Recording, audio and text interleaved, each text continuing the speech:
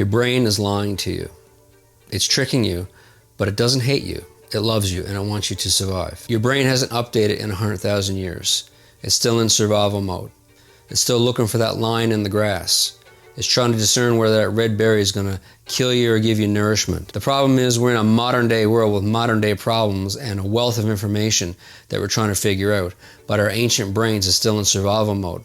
In psychology, they call these things cognitive distortions. And you're going to find that you've probably experienced most, if not all of them. I know I have. That's why I'm making this video. It's very, very interesting. Cognitive distortions. Number one, all or nothing behavior. If you don't get something perfect, it's a failure.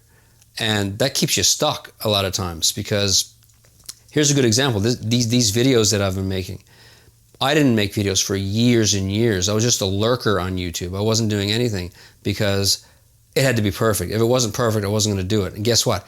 I did nothing. Number two, overgeneralization. One bad thing means everything is bad.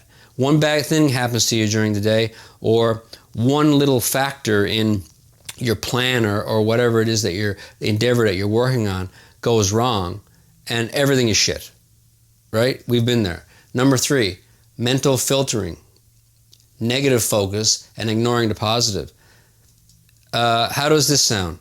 You get 10 compliments in a day, and they're great, and you kind of brush them off. You get one insult, and that's all you think about. You obsess about it. You think about that one negative thing someone said, and you forget about the 10 positive things that you heard. Number four, disqualifying the positive.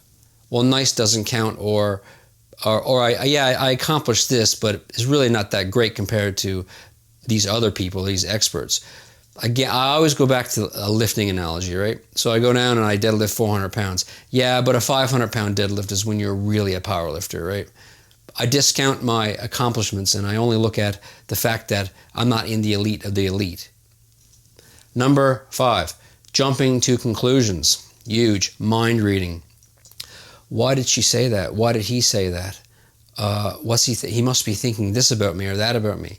You're jumping to conclusions because you're trying to read someone's mind, and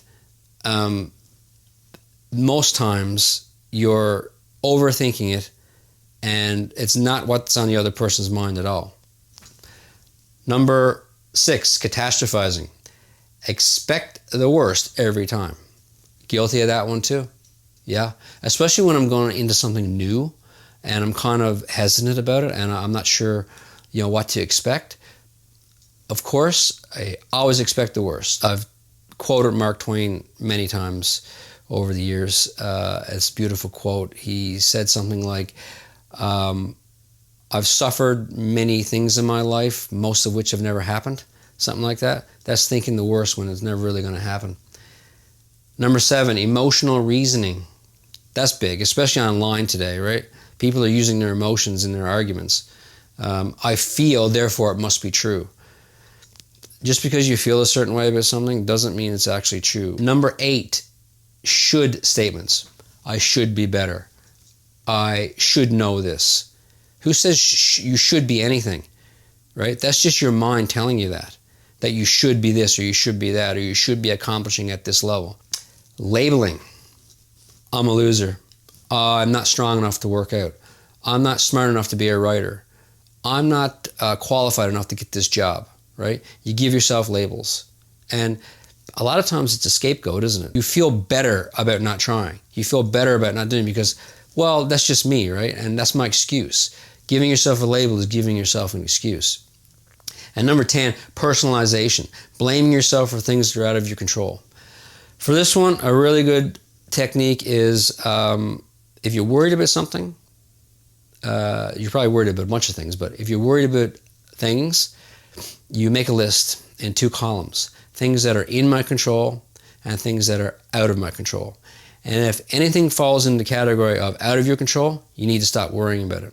Again, these psychology labels and statements, these cognitive distortions are words, but they're true. It's easier said than done to implement these things, but if you keep all these things in mind, you can override that programming in your brain, right? And you can get past these stumbling blocks that you have. We aren't remembering things like they're true to life video recordings. We're seeing our brain's interpretation of these memories, right? It's an edited story that your brain puts together. A lot of our memories aren't even accurate, even though they think they are, because we live those memories, right? But it's just our brain putting the stories together. And our brain is giving us an image of the world, almost like a user interface, right? We're not actually seeing the reality. We're seeing our brain's interpretation of the reality and what it's feeding us. So if you keep all those things in mind, you can maybe override these instincts that you're having that are holding you back or making you scared or making you nervous or making you overly emotional. Your brain is an over-emotional drama queen, and maybe you can learn to override it.